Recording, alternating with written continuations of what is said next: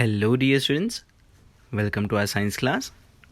Today we are going to learn chapter 13 Sound. In previous lecture, we have understood that how sound produced from any source. We have seen so many instruments which could produce sound. Today we are going to learn how does sound travel. कि sound एक जगह से दूसरी जगह कैसे पहुंचता है, right? जैसे कि अगर हम एक सिंपल एग्जांपल की बात करें वाटर वेव्स की, तो स्क्रीन पे आप देख सकते हो कि वाटर वेव्स कैसे ट्रैवल करते हैं.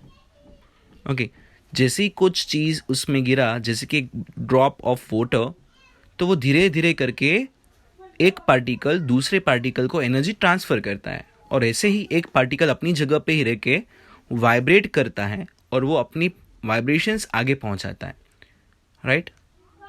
Likewise sound also travel through air particles. जैसे कि स्क्रीन पे देख सकते हो ये सब एयर पार्टिकल्स हैं.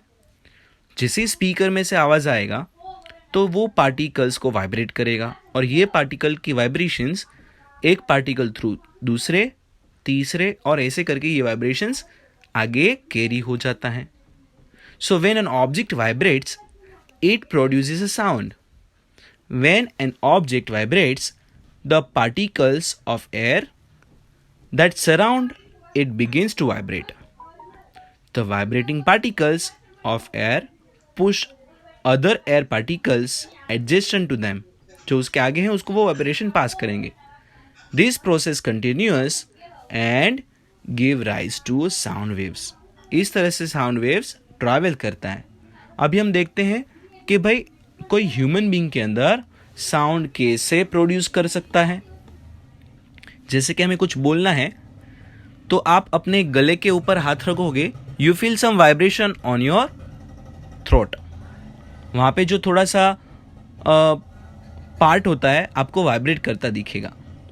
ओके, आप फील कर सकते हो, जो कि हमारी कार्टिलेज होती है, उसकी कार्टिलेज के ऊपर वोकल कॉर्ड होती है. चलो देखते हैं. जैसे कि ये पिक्चर में आप देख सकते हो, जो ये वोकल कॉर्ड है वहाँ पे साउंड प्रोड्यूस कर सकते हैं, जो कि हमारे नेक रीजन में आता है. आप अगर यहाँ पे टच करोगे एंड ट्राई टू स्पीक, आप वाइब्रेशन फील कर सकते हो. तो इस तरह से साउंड की वाइब्रेशन हमारे थ्रोट थ्रू माउथ में से बाहर आती है. So human being have an organ called larynx or the voice box, which is involved in the production of sound. It is situated at the production of sound, जिसको हम larynx बोलते हैं. It is situated at the upper end of the windpipe in the neck, stretched across the voice box. Okay, voice box are thin membranes called vocal cords. Okay, अभी vocal cords क्या होती है देख लेते हैं. जो हमारा वॉइस बॉक्स होता है उसके वहाँ पे दो मेम्ब्रेन स्ट्रेच होती है दोनों साइड से, और बीच में थोड़ी सी नैरो स्लिट क्रिएट करती है, जिसकी वजह से जैसे उसमें से साउंड प्रोड्यूस होगा तो उसके एयर पार्टिकल्स बाहर आने की ट्राई करते हैं. उस टाइम ये वाइब्रेट करते हैं and we can produce sound. When air is forced through these cords, they vibrate to produce sound. और जो वो एयर पास करेगा तो उसके बीच में से ही करेगा, और वहीं पे साउंड प्रोड्यूस हो सकता है. अभी हम देखते हैं साउंड प्रोड्यूस हो चुका, साउंड ने ट्रैवल कर लिया, लेकिन हम साउंड को सुन कैसे सकते हैं? Obviously with a human ear, right? तो ये कैसे वर्क करता है वो भी जानना पड़ेगा, राइट? तो जैसे कि आप यहाँ पे पिक्चर में देख सकते हो, it's an outer part of an ear. यहाँ पे सब साउंड कैच होता है.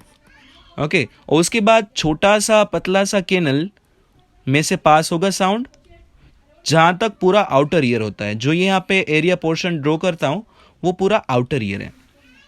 उसके बाद एक पतला सा मेम्ब्रेन होता है जिसको हम ईयर ड्रम बोलते हैं, ये वाला. तो वहाँ पे साउंड टकराता है, उस वाले लेयर पे टकराता है, उस वाली मेम्ब्रेन के ऊपर टकराता है.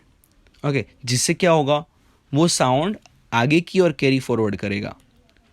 वो कौन होगा? जो ये छोटे छोटे बोन्स दिख रहे हैं जो कि मिडल ईयर में होते हैं। तो ये छोटे छोटे बोन्स क्या करेंगे? ये वाइब्रेशन को इनर ईयर तक पहुंचाते हैं।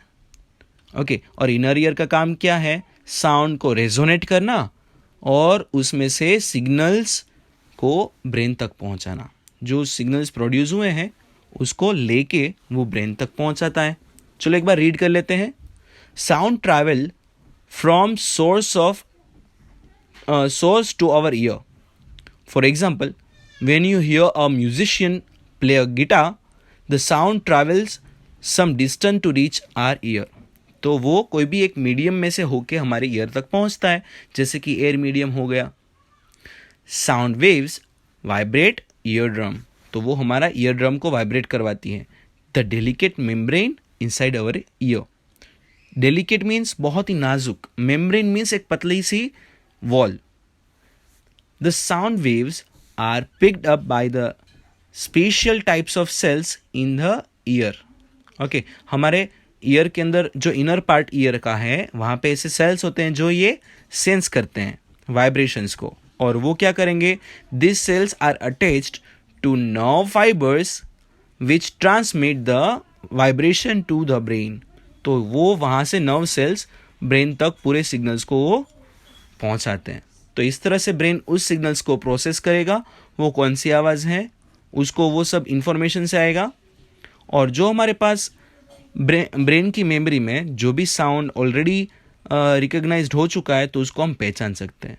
ओके, लाइक बर्ड का आवाज़ है या फिर म्यूजिशियन का आवाज़ है या फिर कोई भी एक व्हीकल्स का आवाज़ है, तो वो हम पहचान सकते हैं। ओके स्टूडेंट्स, तो आज के लिए इतना रखते हैं। बाकी का हम कैसे साउंड ट्रैवल करेगा इसके नेक्स्ट लेक्चर में लर्न करेंगे।